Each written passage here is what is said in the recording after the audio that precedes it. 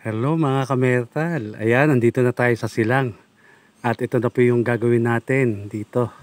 So dito natin itatayo yung mga balcony railing na binuo natin doon sa bahay mga kametal. Ayan, natatandito na tayo. Magsisimula na po tayo gawin ito. So assemble natin dito yung mga balcony railing. Papunta po dyan at paikot po doon. Tapos bubong po dito. Ayan, papunta po dito. Ayan mga kametal. So ito yung prefab house na kanilang nabili ni na Sir Albert. Ayan po.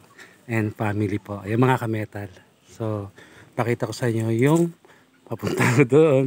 Kung saan natin nilagay yung mga gamit. Ito ho. Ito ang dadaanan natin mga kametal. Ayan po. Paahon. Good luck po sa atin mga kametal. Ayan. Kaya dito tayo maghahakot. Ayan ho. Ayan. Kaya medyo tarik. Ito ho mga kametal.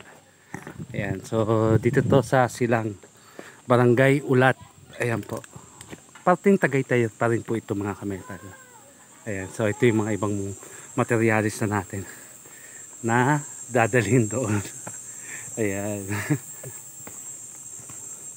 Ito ho. At yung mga iba nandito pa ho. Ayan. Nakikilagay muna ho tayo dito sa kapitbahay. Ito ho no. Ayan. So ang dami.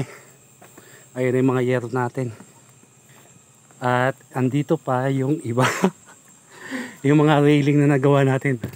Ayun. Nasa kabilang kapitbahay naman doon. Ayan po. So hakutin natin ito mga kametal. Ayan. Ay, nakakahingal. At ito na yung ginawa nating sidecar. Ayan po. Nakarating na siya dito, mga kametal. Ito po. Hindi ko palang napinturahan. Ito ho, no? Ayan po. So, galing sa scrap lang po ito, mga kametal. Binuo lang natin ulit na sidecar. Ayan. So, ito na yung ating Rusi 175. Ayan. At ito po yung mga iba pang materyales. Mga kametal, ayan. So nandito. Ayan po lahat ng mga balcony railing na ginawa natin. Ayan. So lahat yan para dito. Ang dami. Ayan. So hintay lang natin yung makukuha natin mga kasama sa paggawa po dito mga kametal.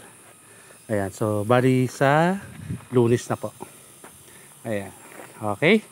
So ang ganda po dito mga kametal. Subukan natin yung lamig dito sa lugar nila. Okay, magtatayo lang tayo ng tent eh. Okay, salamat mga kametal.